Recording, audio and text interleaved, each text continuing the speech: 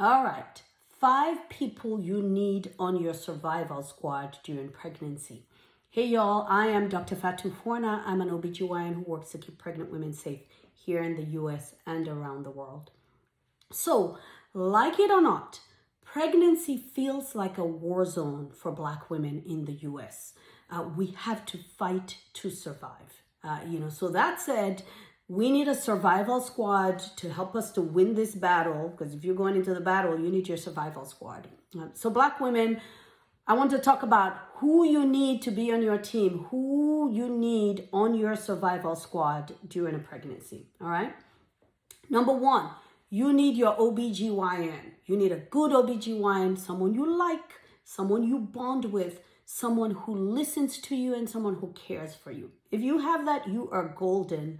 Because an OBGYN can provide complete care for you, all the way from prenatal care, all the way to delivery. Hopefully you're having a vaginal delivery. There are times then when a C-section is necessary. But an OBGYN can provide all of that care and can handle any complication or high-risk conditions that happens during pregnancy. I'm biased, but I think OBGYNs are just fabulous and they're awesome. All right. Number two on your survival squad, you need a midwife. I love midwives. I've worked with midwives my whole career. Personally, I think every single pregnant woman needs a midwife, but unfortunately, we don't have enough midwives in the US. We need to do more to train more midwives and to integrate midwifery into our care like other countries do. They do it well. We don't do that well yet. All right. And that's because most low-risk women can have a midwife caring for them, can provide care, their prenatal care, can deliver them, so midwives are very, very important. But I still believe that midwives need to be partnered with an OBGYN. A lot of times OBGYNs will back up a midwife and partner with a midwife. And the reason is, if during prenatal care there's a high-risk complication or high-risk condition that happens, then the pregnant woman can also see the OBGYN to help handle those conditions. During delivery, you definitely need an OBGYN. You need an OBGYN in-house, in the hospital, if possible, not at home, because emergencies can happen during, delivery, and your midwife is going to need the OBGYN to back up, OBGYN as a backup to come in and help fix those emergencies. I've had 4 babies. I've personally been cared for under both models, and I love it. 2 of my babies were cared for and delivered by OBGYNs. 2 of my babies were cared for by a midwife working in collaboration with an OBGYN, and the midwives delivered me, but the OBGYN was in-house in the hospital. In case something were to pop up, I knew that my OBGYN was there and ready. All right, so I work with midwives. I love midwives. I see the synergy of having both, and I hope that, more women will have access to that. All right.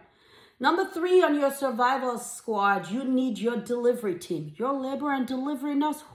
So important. Your anesthesiologist.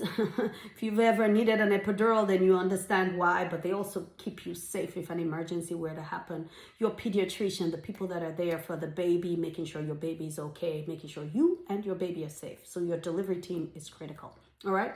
Number 4, your doula or your social support person, because, not everyone has access to doulas, but doulas are wonderful. They're professionally trained in pregnancy and childbirth to provide the support that you need, the emotional support, physical support, give you educational support.